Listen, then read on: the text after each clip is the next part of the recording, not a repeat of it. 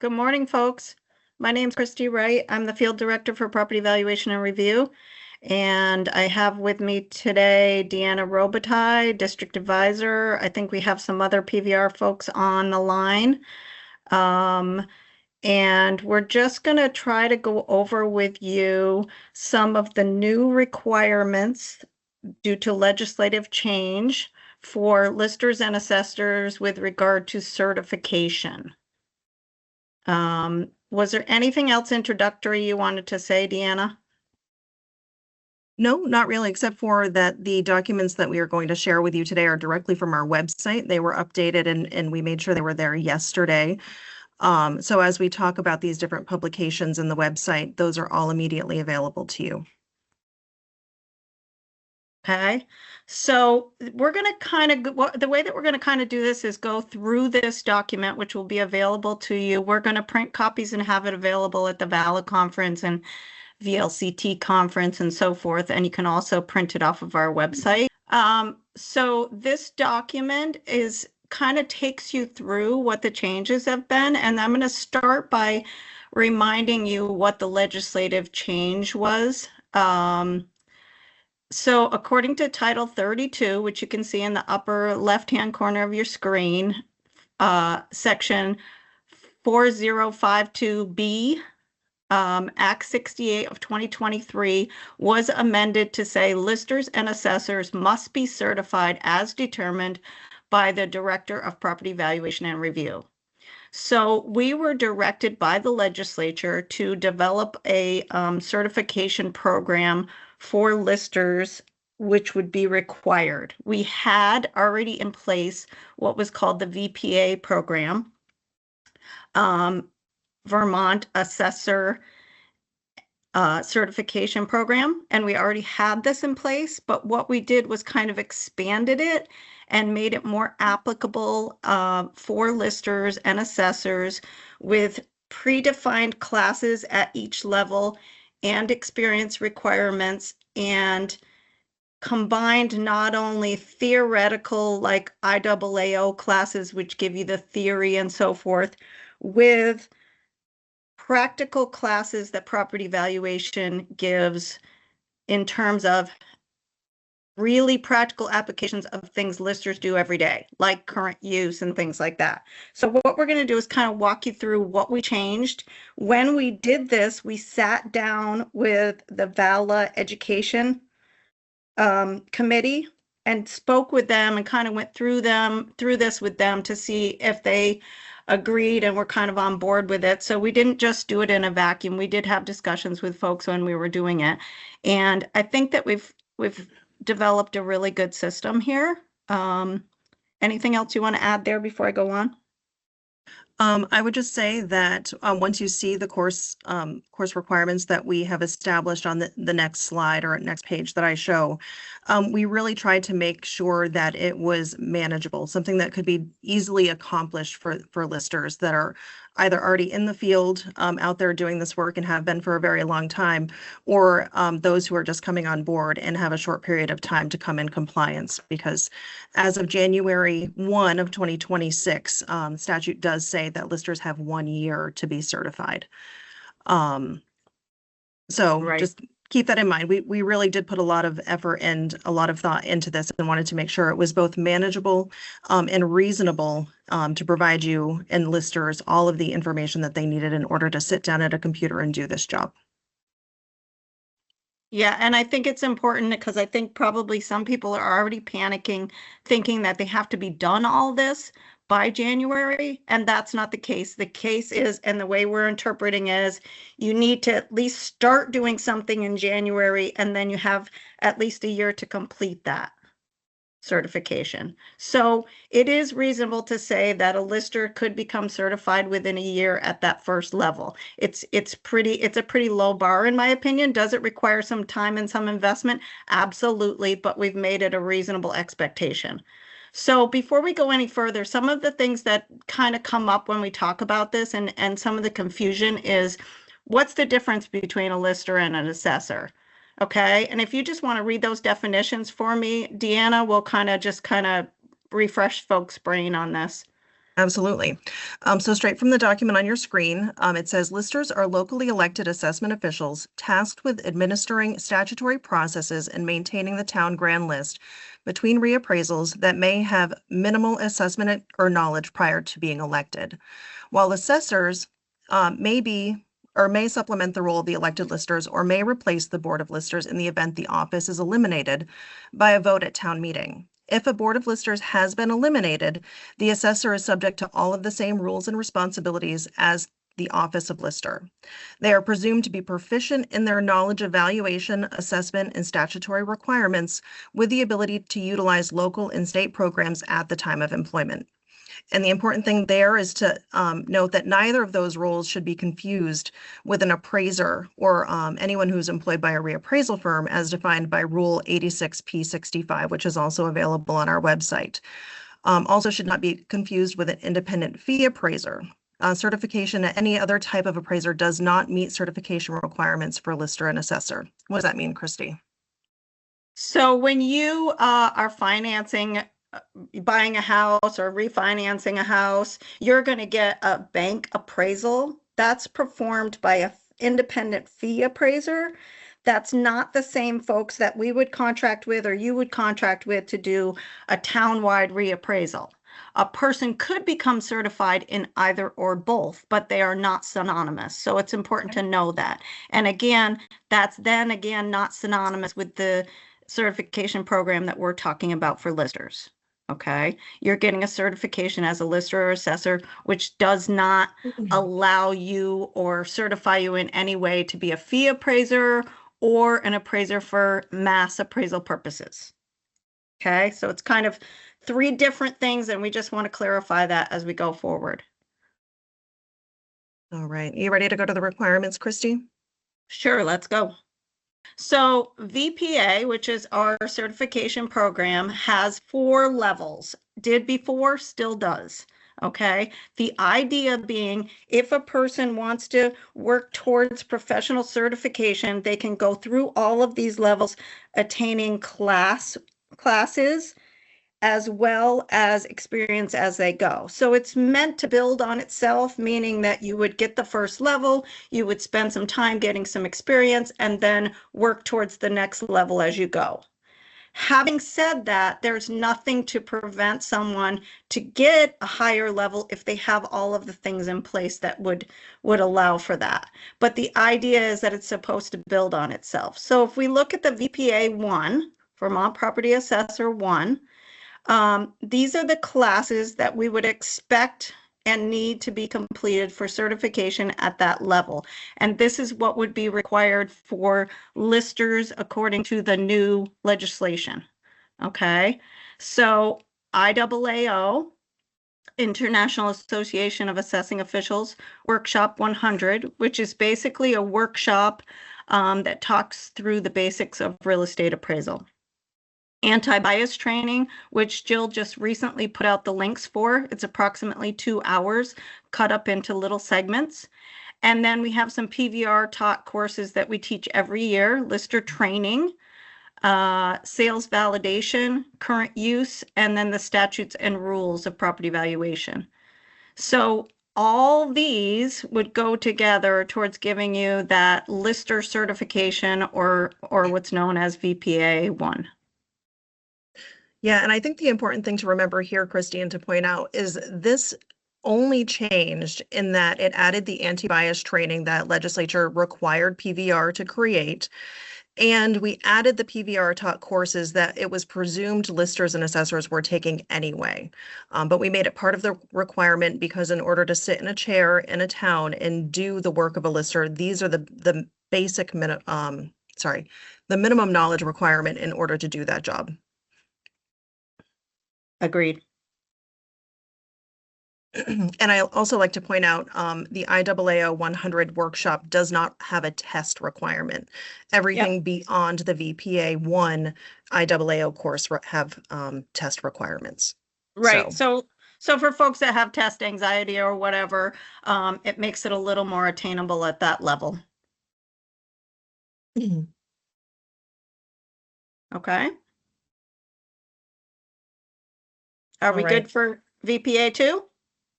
Yep. Why don't we go to VPA 2 and then we'll take some questions. Okay, sounds good. So again, VPA, Vermont Property Assessor, Level 2, you would be required to have all of the things that are contained in the VPA 1, all the ones that I just talked about, in addition to the following. IAAO Course 101, which is a little bit further in depth than the 100 and does include an exam. Okay, it's basically almost a week-long course. Fundamentals of Real Estate Appraisal. And then IAAO Course 102, which is an income approach valuation class, again with an exam. IAAO Workshop 171, which is Ethics and Standards of Professional Conduct. And then PVR taught class, which is the data collection. So you can see when you get to VPA 2, not only are we looking for a higher investment of time in classes, but we're looking towards a higher level of professionalism, and that's where we're making this one what assessors will be required to attain according to the legislation.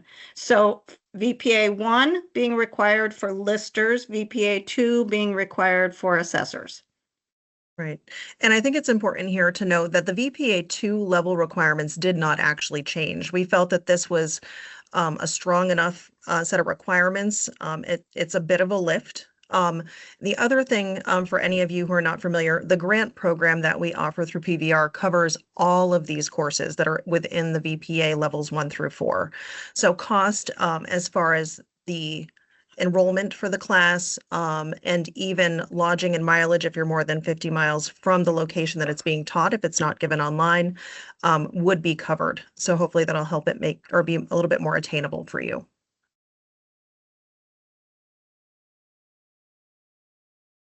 Yep. Okay. So we'll go to the beginning of the questions. So the first question from Timothy Denny is, I find the paragraph about appraisers confusing. I know that Christy reviewed that a little bit. I'm not sure if we can be more clear on that, but essentially there's a rule that governs the appraisal practices and reappraisal firms within the state of Vermont. It's located in Title 4052. And that rule currently on the website, it's a little bit older. It's called Rule 86-P65, and that lays out the requirements for data collectors, appraisers, project managers, and the firms that may be qualified or certified through the director to perform those functions. That is not to be confused with the assessment practice, which is the annual maintenance of the grand list. Does that make sense, Christy? Yes. And I would add that if you're trying to, I'm going to try to simplify it. I don't know if I can, but there is an appraiser by Rule 86 P65 who can do mass reappraisal work. So you would contract with those folks to come in and do your reappraisal. Okay, that doesn't mean that they couldn't also be a VPA 2, VPA 3, whatever, but they would need to be on the appraiser list, the project supervisor list, in order to contract and sign contracts and be able to complete a full reappraisal. So I think that's kind of where the line is drawn.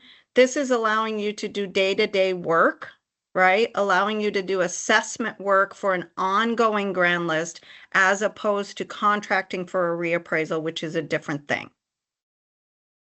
Does that help? I hope so. I think we've exhausted that one. All right. So the next question that I think I saw, because chats are coming in quite rampant now, is whether or not listers will have to take those courses if they are already a VPA 1. Nope, that wasn't the next one. Hold on, we'll get there. Could you just clarify the third paragraph on the left? I think we just did that. Does this apply to all listers in office? We have a head lister and one other with a vacant position. Does this apply to everyone, Christy? Yes, it does.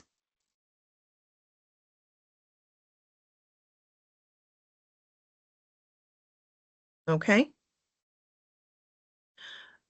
So what do you do when we hire Nemrick for an assessor? I'm not an assessor or, oh my goodness, my chat keeps scrolling. I love the interaction. Let's see here.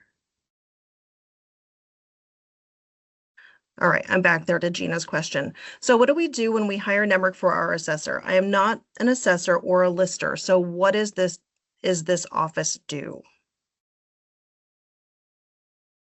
So I think it's important to point out here that this is what legislature tasked us with creating.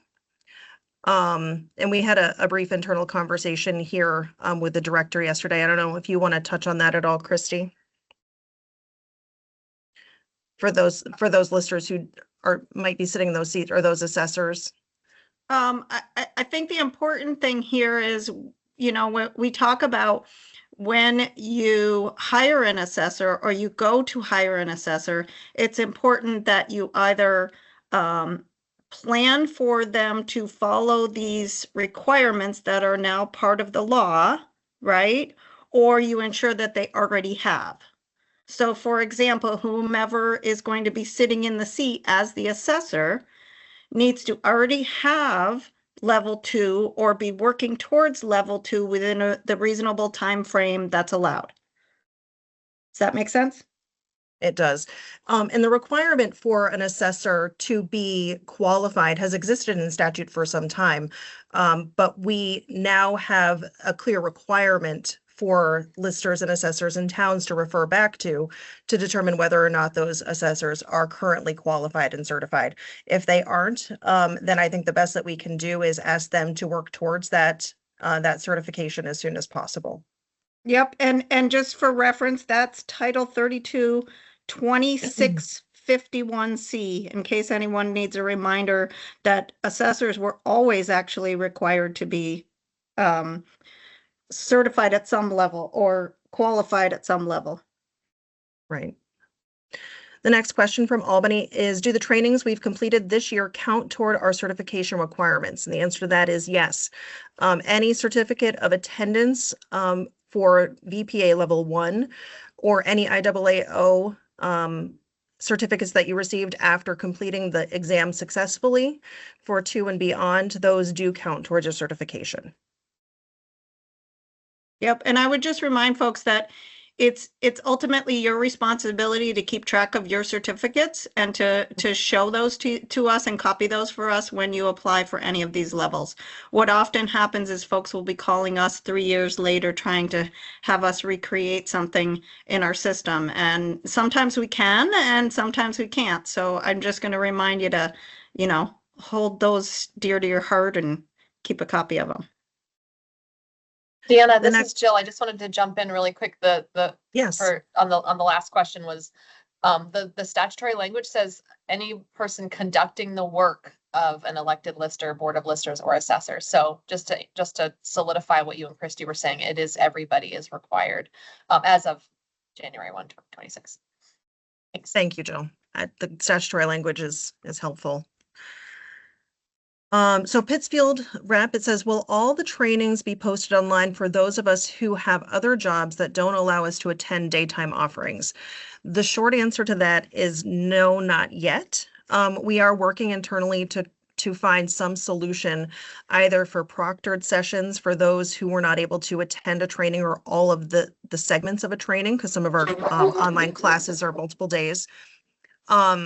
So definitely keep an eye out for that. The IAAO classes almost all have a self-study option or online options that you may also find helpful. The next question from Melissa is, listers will need to complete VPA 2 question. No, that is not true. You would only need to complete VPA 1 as an elected lister. If you wanted to be a hired or an appointed assessor in a town, then you would be expected to complete VPA 2. Timothy says, some info I've seen includes an ethics training for VPA 1, which is not shown here. That is correct in the first draft, and actually up until yesterday, the draft did include the ethics training that is also required of all municipal officials via the Secretary of State's office. We had originally included it because it was already something that you were expected to do, but it's not in the purview of PVR, so we decided to remove that yesterday.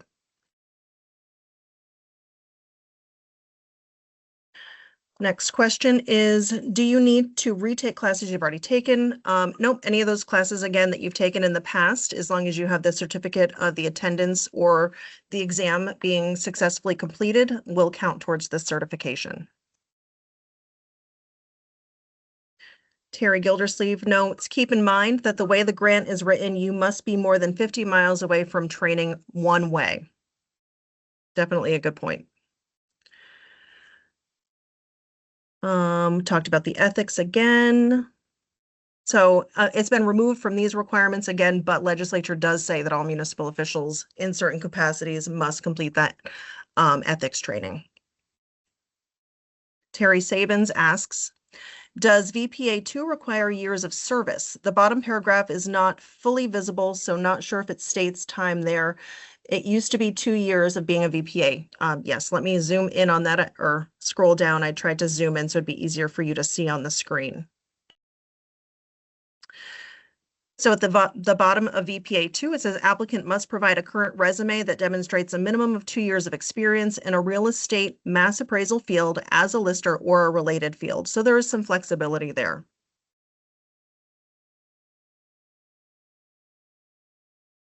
Right, then we go on to Justin's question here. Deanna, I would just reiterate that it's that way purposely. You are intended to not only get the training, but also get the experience. So it builds upon itself and develops a certification program that way. Right.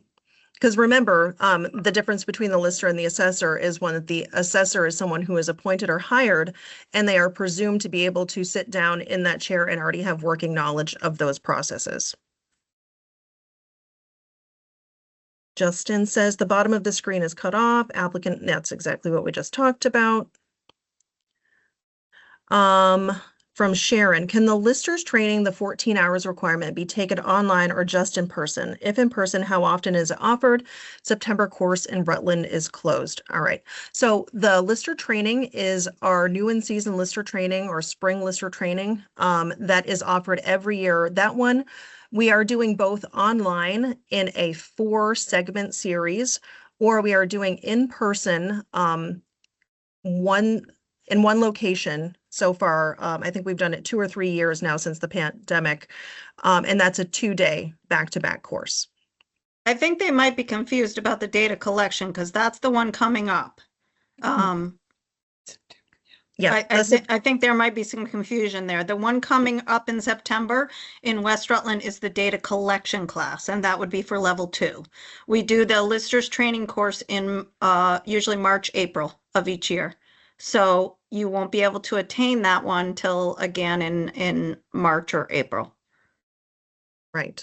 And if you didn't take that spring lister training, attending the data collection in September will not satisfy that requirement, though Right. we'd love to see you there. Right.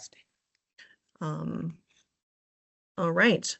Will the online self-study versions of 101 and 102 count, or do we need to do those live classes?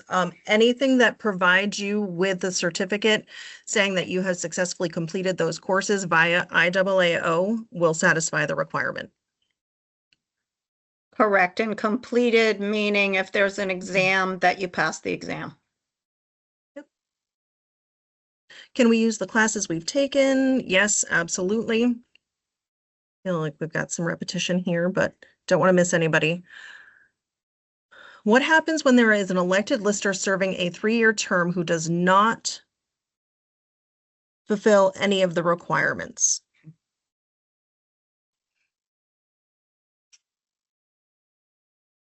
I don't know. Jill, do you want to hop back in and give a little blurb here? Yeah, it's a great question. Obviously, you know, PVR does not have the time or authority to be the police of this. It's really up to the individual to be responsible for doing this. The statute is really clear that these are required in order to do the work of a lister or assessor. So there is an amount of sort of policing that the select board or the individual needs to do to make sure that they meet these requirements. They're in the worst case scenario, if an elected official is not meeting their statutory obligations, then towns can do what's called a recall, where they actually sort of unelect the person. I hope that wouldn't happen without good reason. But this is not optional anymore. This is a requirement in the statute that folks take this. So we are going to do our best to make it as easy and straightforward to access as possible. We're offering them at no charge. We're recording them. It would be really unfortunate if someone didn't take advantage and at least do their best to try to participate in some of these. These are meant to actually make the job easier, to explain the responsibilities, to provide any statutory updates. So we really hope people can at least do their due diligence and try to meet this. But we do not have the legal authority to remove an elected official who does not do this, but we will make it very clear to the individual and their select board if they are not taking any of the trainings after a long period of time. Our point is to be helpful and help people access this. It's not to be the police. Right. And I've actually had listers comment that these requirements they were looking forward to them because they were having trouble getting their select board to understand that they needed to take these courses and be compensated for that time. Yeah, and if folks need, I think what might be helpful is maybe we'll do some sort of a memo or something if folks need something from PVR that they can give. I think this document is a really helpful one that we're looking at to say these are, this is the statutory requirement that I take these courses. There's similar requirements for people who manage elections, for example, and that municipal ethics training that came up a little bit earlier, that is a requirement for all municipal officials that they take that training. It's a video course you can take online on the Secretary of State's office. So point being, there are lots of requirements for elected officials, and it's important that your town supports you in accessing these and providing the time for you to do that. Thank you for letting me tag you in there, Jill, for a minute. Anytime. And then Kathy notes, wouldn't listers need to be paid to attend the training hours? Our present listers commit to a meeting once a month, are elected and not paid. I think that is a much bigger and unfortunate issue. I know I see on Com60 listserv all of the time discussions about what people are paid, whether it's stipend or hourly, number of hours, rate of pay. I think that's a bigger issue than what we can address here today, but I certainly think that listers in general are underpaid. A lot of you are doing this in a volunteer capacity out of the kindness of your heart for your community, and we do recognize that. But ultimately, legislature told us that we had to create these requirements. And I don't know if you can reach out to, again, that Com60 listserv or search through those to get some information that you might be able to present to your select board for some better compensation.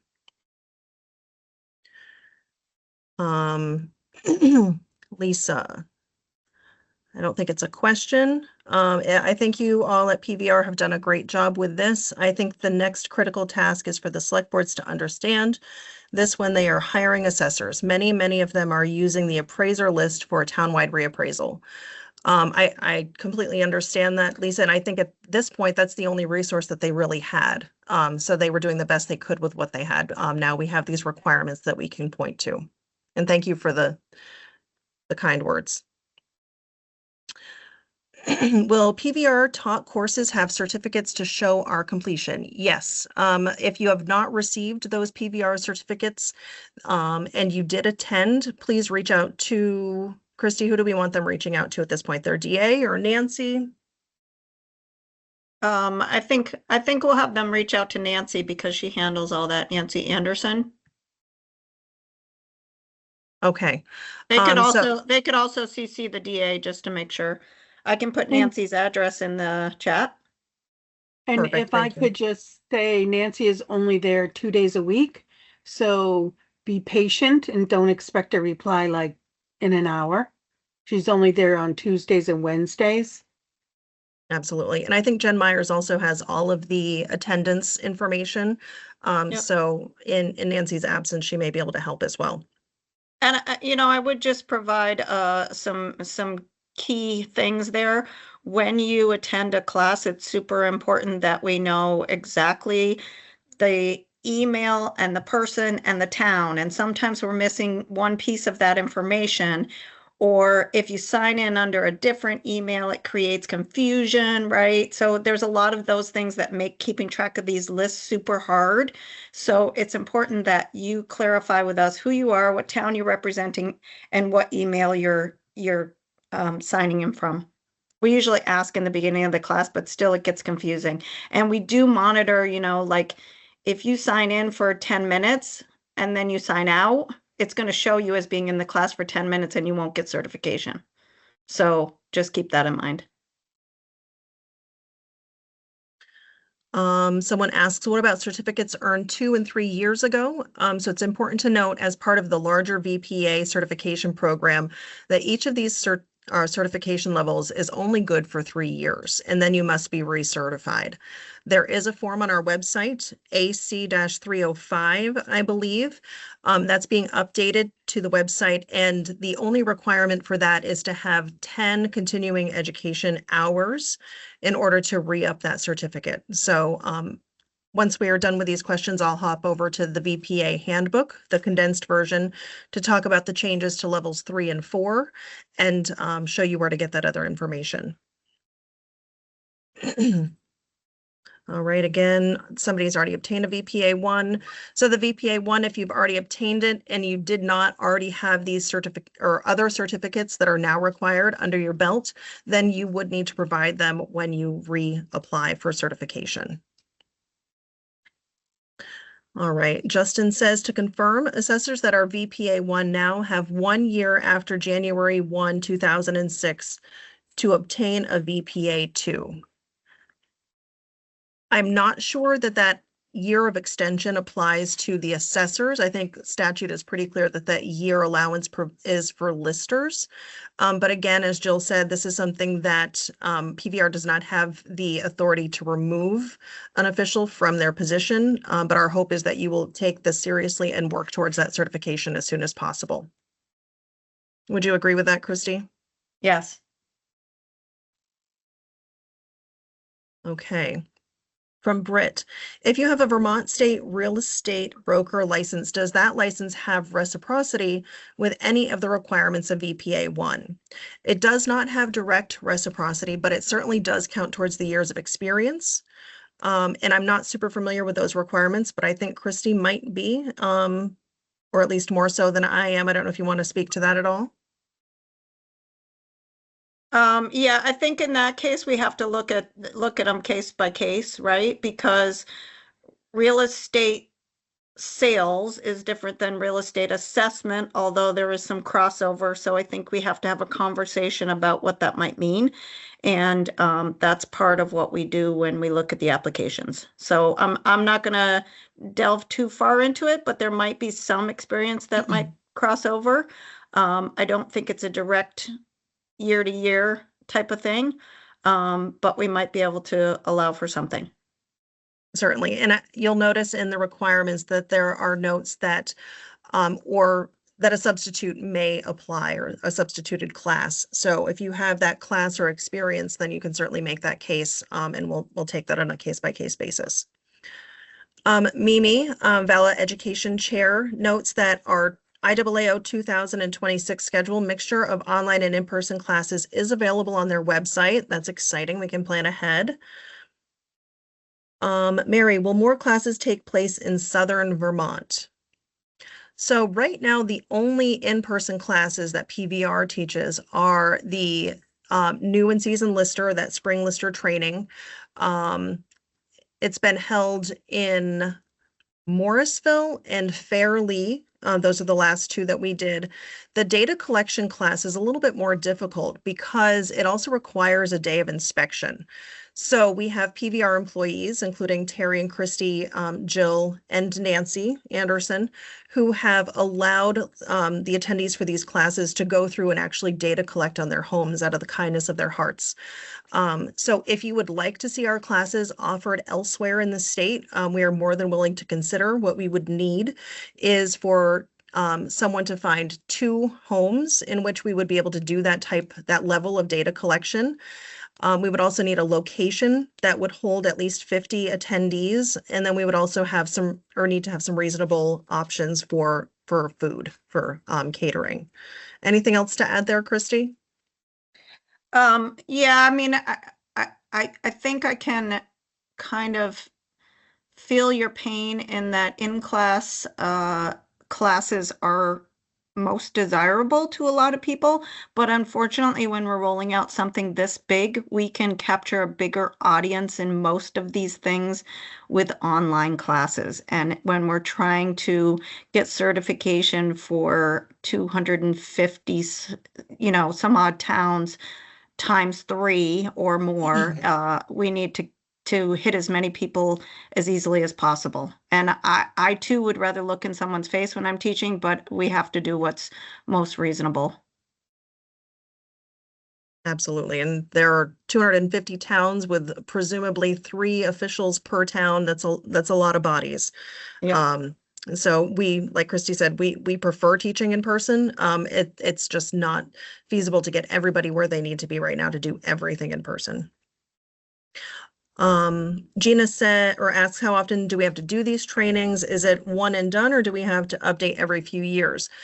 Those certificates, once you have them, are good for the certification process. That said, things change, and I'm an advocate for going as frequently as possible, because you might pick up something that you didn't quite catch the year prior. One of the things that I really enjoy, particularly in the spring or that new and seasoned lister class, is the listers that have been here for 10 or more years saying, it's really starting to click. I forgot about that. Or, it's all starting to make sense to me now.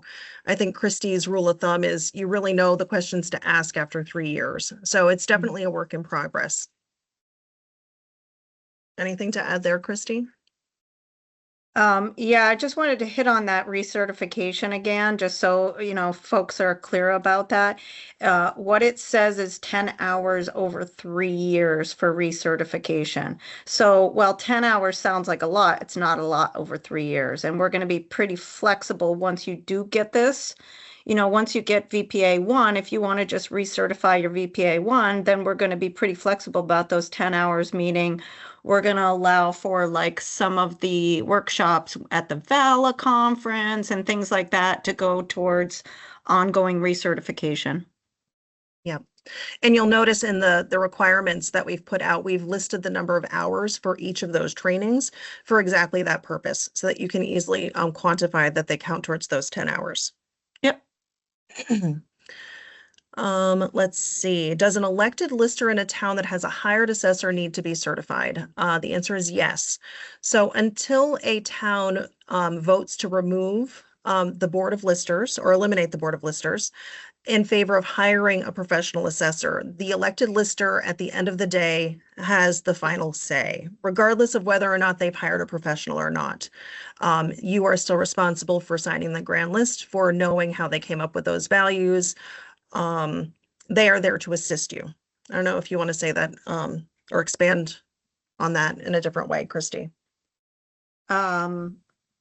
No, I think you got it. I mean, the requirement is any elected lister. So as long as you're still sitting in that seat, you're under this legislative requirement. Okay.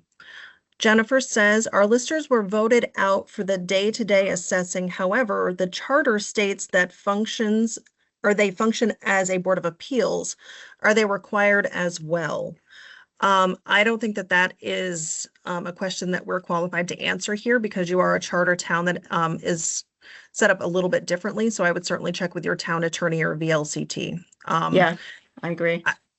I mean, in my opinion, err on the side of caution and do it because it's relatively easy to do. I know it's a lot of hours, but you've probably taken most of these already, Jennifer. I've noticed you in most of our courses. So Fairly says, any consideration for a lister who has been elected since 1988, extremely knowledgeable, works with the other listers in office, unable to attend trainings. Do you want to take that one, Christy? Consideration would be the experience piece. The classes would still be required, and I'm assuming that probably you've taken some of the online classes anyway. So you probably likely have more than you think, but there isn't anything to absolve someone from taking the courses that are required according to the legislation.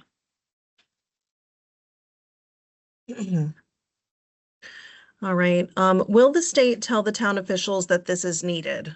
I don't want to assume, but I'm just going to do that anyway.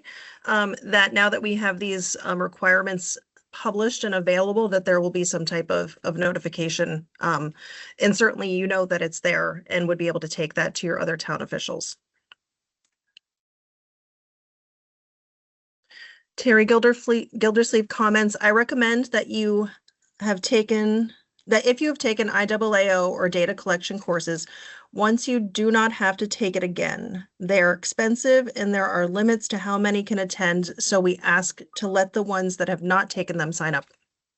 That's a great clarification. Thank you, Terry. When I said attend often, I meant more of the PVR courses that are not data collection. But certainly if we have the room in data collection, we would be happy for you to join us. Canaan listers, it is hard enough for towns to get people to run for office. So is it the state's purpose to eventually take over all assessments for the town? I can unequivocally say that no one at PVR wants to do this. And it looks like Jill just turned her camera on and I will let her go from there.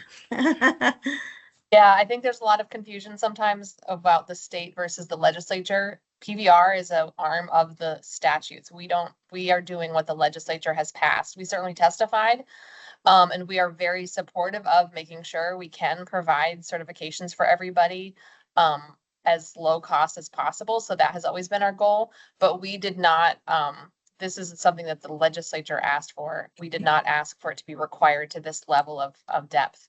But such as it is, we are, like I said, we are trying to make this as easy as possible for people to meet. We are not in any way, there is not any interest in taking over assessing to that level. We are trying to find ways to make sure that all the grand lists can be maintained and we can find people and train people and support people in doing this work. There is a separate reappraisal legislative change, which I won't get into today, but that definitely still does have some changes to shared responsibility for reappraisals. There's a working group that's working on that, again, at the legislature's request. So that will continue to sort of come up. It comes up each year. But that is very different than this piece. I think it's also important to keep in mind that there are a lot of towns that can't find anyone to do this. So how can we raise up the folks who are interested so that maybe they can serve in multiple places or otherwise support their neighbors to make sure that this can all still get done. But yeah, just to be clear, the state did not put this in place. This was put in place by the legislature. Thanks. Sure. A few more questions here and then we'll hop over because we only have about 14 minutes left to take a look at that VPA 3 and 4, as well as just the website where you can find all of this information. Pittsfield asks, if we did day 2 of a training, will day 1 of the training be posted and then we can get the certificate? So mentioned earlier on when we started, we are working toward some type of an online maybe portal or environment for that to occur, or maybe some type of a proctoring where a PVR staff member will sit there with you, not with you, but make sure that you are also in attendance to go through that recording, because that is the expectation, that you are in attendance for all of the time that the course is being offered in order to receive that certificate. So we are working towards that, yes. Where can we find the courses online? We'll take a look in a moment. When you say website, do you mean VTPI? Nope, we actually mean the Vermont Department of Taxes website. Christy posted a link and we'll hop over there in a moment. All right, Rich asks, can you please display in writing the dates, at least the month, when all of the various trainings required for level 1 will be offered? Where and by what means? Webinar, recording, and live location. We don't have that information for 2026 available yet, but certainly if you refer back to the lister calendar, I think we made a very good effort in getting those in there for the 2025 calendar year. And those are all offered in around the same time annually. Terry Sabins asks, if you are an assessor in a town that has elected listers, who just act as signers for the grand list, E&Os, etc., and don't take the courses, should the assessors suggest to the towns to eliminate the listers at town meeting day by day, putting it to vote on the ballot? I personally wouldn't necessarily feel comfortable telling an assessor to take that action.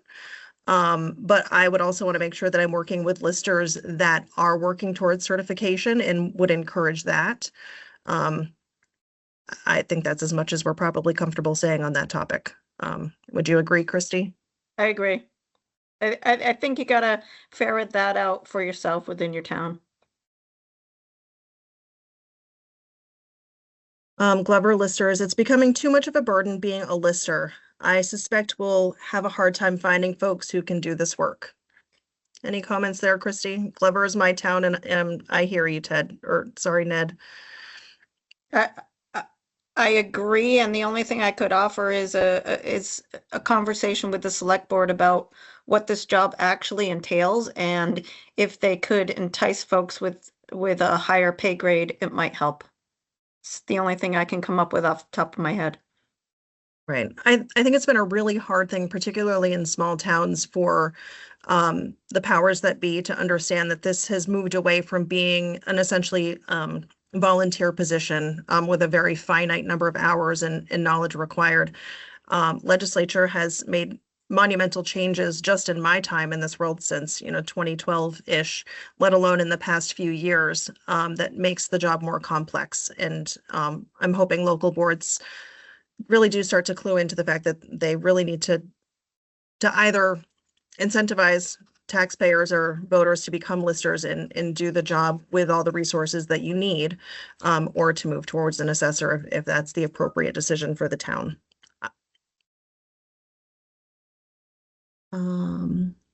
Glover listers, again, how do these new requirements dovetail with the PVR study to regionalize property assessment statewide?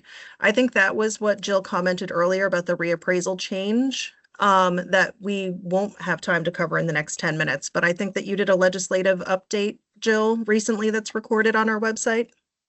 Yeah, and I would just clarify, they are different. These requirements exist outside of reappraisal, and reappraisal changes would operate outside of this, even if there are changes to the reappraisal structure in the future. My understanding is that these would remain in place. So they really are sort of two separate things, regardless of how often reappraisals are done or by whom. These requirements would remain in place. All right. In the interest of time, I'm just skimming through, and I think that I've answered most of these questions, with the exception of Timothy. Must every VPA level need to recertify every 3 years? That is absolutely true. In the Q&A section or the FAQ section, it does cover that there is a recertification process every 3 years. And if you look to the statute directly, that certification is only good for 3 years. And you're correct, that brochure is an excerpt. The one that's on the screen right now is an excerpt from our GB General Bulletin or Guide Bulletin 1100, which is the VPA certification handbook. Mimi, will you be posting who has what designation levels on the state website, like certified appraisers? I think that's our goal. I don't know when we'll be able to achieve that though, but definitely something we're working on. We'll hop back to the website, and if we have time or folks want to hang out to answer the rest of these questions, unless you see something in there that you want to hop in and answer, Christy. No, it's flying too fast for me. Okay. All right, let's go back to the website. Let me shrink this down a little bit.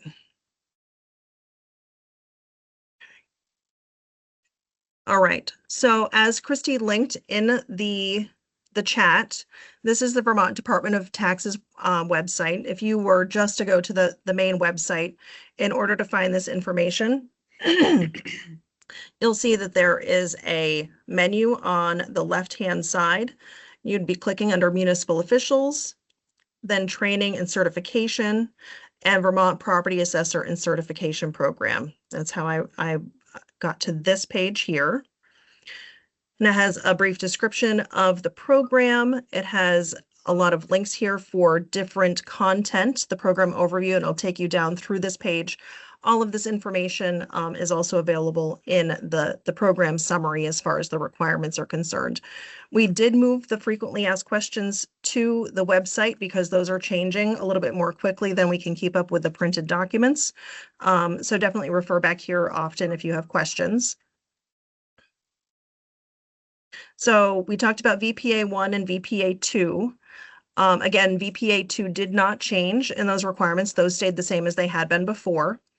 VPA 3 also stayed the same. And then we did make a couple of adjustments to VPA level 4 in that we are requiring the PVR taught course reappraisal. For this purpose, they called it reappraisal process, contracting, implementing, and completing. And we did that because we didn't want folks to think that once you took our reappraisal class, you were ready to hit the road and do your entire town all by yourself. And then at the request of VALA, I believe, we added the IAAO workshop 158 for highest and best use. Did you want to comment at all there on levels 3 and 4, Christy? Just that was kind of a response to feedback as well. Some folks had suggested that the level 4 should be a little bit more robust, so we've added a couple of things to that, and I think it's a good layout. It gives you a little bit more to go with, and again, the idea being to build on itself and get yourself to the highest level that's comfortable for you. Right. Also, in doing this, we were also reviewing that Rule 86P65 for the appraiser side of the house. And we expect the requirements, once they're updated, to look something like this. So feasibly, if you were a level 3 or a level 4, that would communicate onto the appraiser side of things too. So if you wanted to be certified as both, it would make it more easy for you, or easier for you. Yep. Become a data collector or so forth for a reappraisal company. The idea being that you could do the crossover. Yep. Not that they are absolutely the same. You're not going to be certified as an appraiser, so to speak, for reappraisal purposes, but you could start by being a data collector if you had some of these certifications. Yep, absolutely. There are reappraisal years of experience requirements there as well. But again, they would communicate slightly so that you could do both if you wanted to more easily. Also, here's where you would find the application, or if you wanted to just search the term AC-304, that will bring that form right up for you.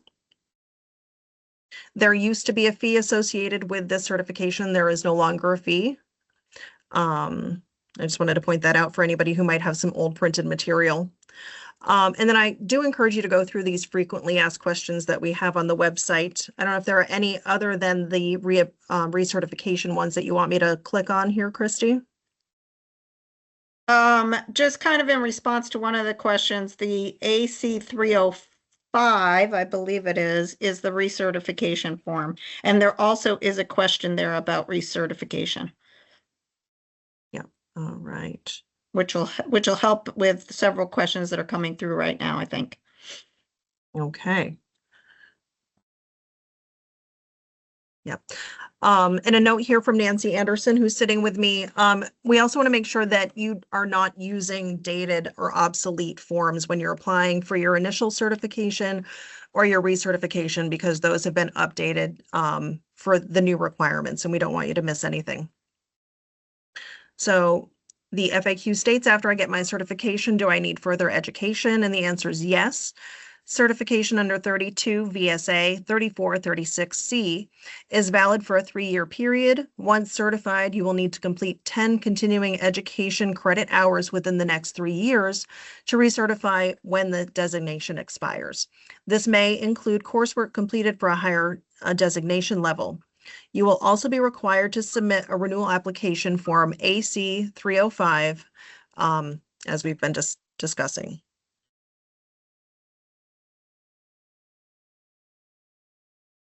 Anything else you want me to show them, Christy? I don't think so. If there's, if folks want to hang out, we can answer some more questions, certainly. Okay. I did see something pop up here about, apparently there's a substantial fee for IAAO classes. Can you give more information about that? We talked early on about the grant program that we have available to you, for any of these requirements. Terry, do you want to tell me the fastest way to get to the grant application? Let's see. From the Oh, training certification. So under training and certification, there is a link for apply for an education grant. Right. And I think I- it's the top one when you go there. And how to apply. We have an apply now. Yeah. Okay. All the state sponsored course or trainings, these are the ones that we will cover. And then you could certainly apply or request others that might not be on this list. We do, I believe, have to add highest and best use to this if we haven't. Oh, it's there. They're quick at getting that online for us. And So- any courses that Valid teaches, the grant is already covering the cost of the class from IAAO. And the fee that VALA charges is what VALA charges. It's not something that we reimburse you or VALA.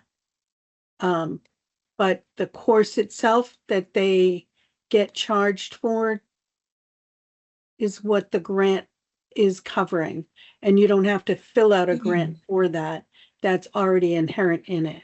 The ones that other classes that VALA doesn't give, or that's not approved by us, the IAAO courses or the McKissick, I think I said that right, courses are also covered under the grant.